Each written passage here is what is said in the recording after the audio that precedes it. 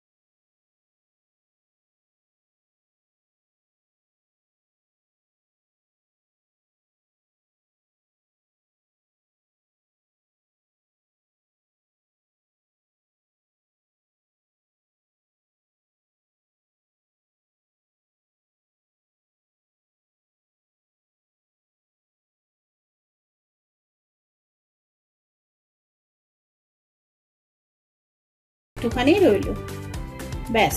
এইভাবে এখন সবকটা চিংড়ি কেটে নেওয়া হবে। তাহলে মাছ কাটা তো দেখিয়েছিলাম, মাছটা কেটে এখন ধুয়ে এখানে রাখা হয়েছে। এইবার মশলাগুলো এর মধ্যে, যেহেতু এটা লেমন কোরিয়ান্ডার প্রন, তো তার জন্য এখানে দেখুন আদা কুচি করে রেখেছি। এগুলো সব মিক্সিতে দিয়ে একটা পেস্ট বানাবো। দেখাই আগে, আদা কুচিটা দিয়ে দিই।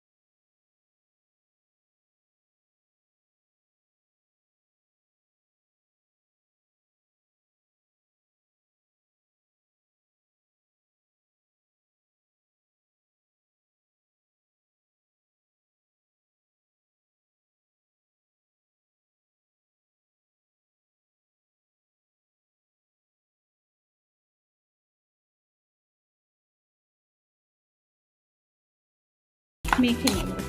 একটা জিনিস দেখার মতো, কিন্তু আমি কিন্তু হলুদ ব্যবহার করিনি এই রান্নাটায়, হলুদ দেব না। তাহলে এইভাবে ম্যারিনেট করে নিয়ে এটাকে আধ ঘন্টা ছেড়ে দেব। ম্যারিনেটটার অবস্থায় এটা আধ ঘন্টা থাকবে। আধ ঘন্টা পরে রান্নাটা করব। জাস্ট 5 থেকে 7 মিনিট লাগবে। এটা এখন ঢেকে রেখে দিচ্ছি। বাকি ধনিয়া পাতাটা আমার কাজে লাগবে। আর সাইডে একটু রেড ক্যাপসিকাম কেটে রেখেছি। আর একটা দেখাই, লেবুর খোসা। লেবুর খোসাটাকে এভাবে একটু লম্বা লম্বা করে রেখেছি। এবার যখন মাছটা যেরমভাবে করব তখন দেখাবো। তাহলে দেখিয়েছিলাম মাছটা ম্যারিনেট করে কিরমভাবে করেছি, সেটাও দেখিয়েছি। ম্যারিনেট করার আধ ঘন্টা হয়ে গেছে। এখন মাছটা কিভাবে করব সেটা দেখাবো। এর আগে আমি আগেই বলেছিলাম যে লেবুর খোসা একটু আমি কুচি করে রেখেছিলাম, এটা এখন দিলাম।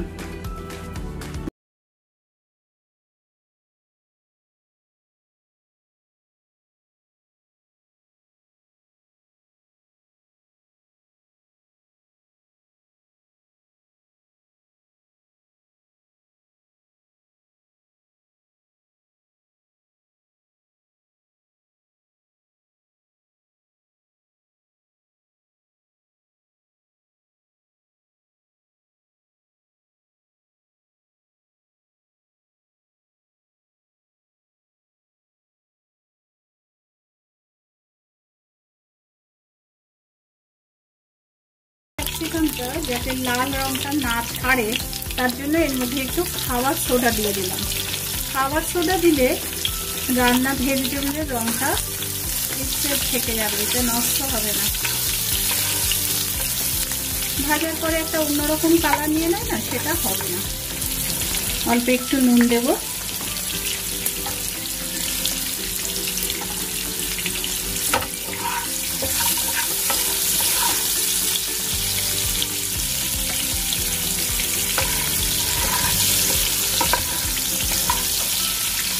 এটাকে উঠিয়ে রাখলাম।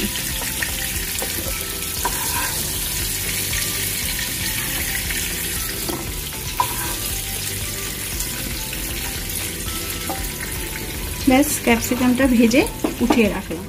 ভাজার পরেও কিন্তু সেই রকমই লাল রয়ে গেছে। তাহলে যখন কোনো কালার্ড ভেজিটেবল, গ্রিন বা রেড বা কিছু ভাজবো, তার আগে অল্প একটু খাবার সোডা দিয়ে নেবো, তাহলে এর কালারটা চেঞ্জ হবে না।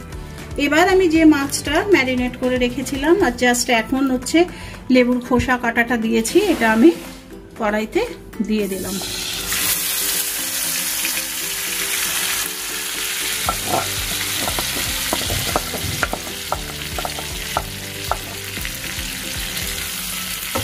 দুটো জিনিস খেয়াল করার মতো, একটা হচ্ছে রান্নাটার মধ্যে হলুদ নেই, রান্নাটার মধ্যে পেঁয়াজ নেই।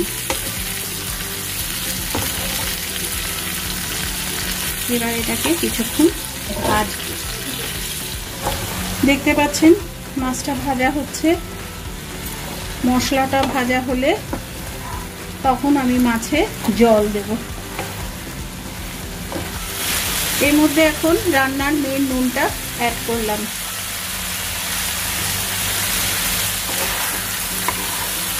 অ্যাড করে দিয়েছি মেন নুনটা। এবার আবার একটু এটা বারবারই অল্প অল্প করে গোলমরিচের গুঁড়ো এখন দিয়ে দিচ্ছি। এখন ফ্রেশের দরকার নেই, ঠিক আছে? ফ্রেশটা খুঁজে মানে এমনি খুঁজে পাচ্ছি না, এরকমভাবে দিচ্ছি।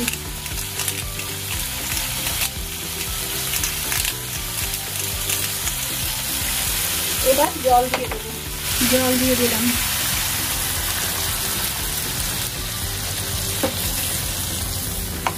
ক্যাপসিকাম ভাজা দিয়ে দিলাম।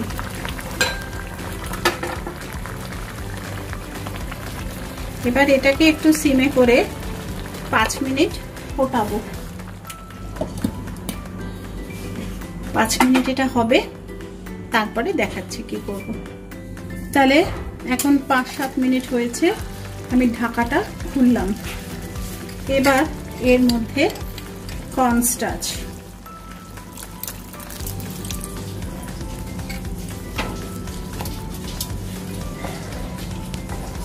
হয়ে গেল। লাস্ট এটা এখন বন্ধ করে দিলাম ফ্লেমটা। লেমন কোরিয়ান্ডার, তাহলে এখানে বেশ কিছুটা ধনিয়া পাতার কুচি দিয়ে দিলাম।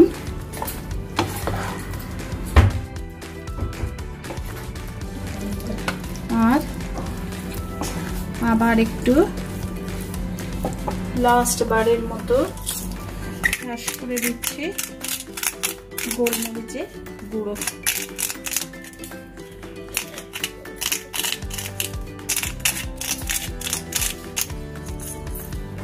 ব্যাস, আমার lemon coriander preparation, lemon coriander prawn, lemon coriander prawn preparation complete. আমি সব জিনিসই যেরকম 5 মিনিট ছেড়ে দিই সেরকম 5 মিনিট এটা ঢাকা দিয়ে রাখবো। তাহলে আমার লেমন কোরিয়ান্ডার প্রন তৈরি। রান্না করতে জাস্ট 5 মিনিট লেগেছে। পুরো যা যা করেছি স্টেপ ওয়াইজ আপনাদেরকে দেখিয়েছি। প্রিপারেশনটা আমার এখন রেডি। এটা আজকে আর আমি সার্ভ করলাম না, আমি এর মধ্যেই দেখিয়ে দিয়েছি কিভাবে সার্ভ করবেন। তাহলে দেখলেন আপনারা এতক্ষণ আমার সাথে থেকে যে কিরকম ভাবে করলাম লেমন কোরিয়ান্ডার প্রনস। নামটা একটু হয়ে গেছে, সে যাই হোক, লেমন ইউজ করেছি আর ধনিয়া পাতা ইউজ করেছি, এই দুটোর জন্য এরকম। একটু করে দেখবেন, একটু মনে হয় অন্যরকম হবে, টেস্ট পাল্টাবে, ভালো লাগবে খেতে। আর বিশেষ কিছু বলার নেই আজকে, সমস্ত কিছু তো করতে করতে বলেই দিয়েছি। আবার সেই এক রোজকার কথাতেই আসি যে আমার চ্যানেলটাকে লাইক করবেন, শেয়ার করবেন, নতুন যারা দেখছেন তারা সাবস্ক্রাইব করবেন। তাহলে আজকে এই পর্যন্তই, নমস্কার।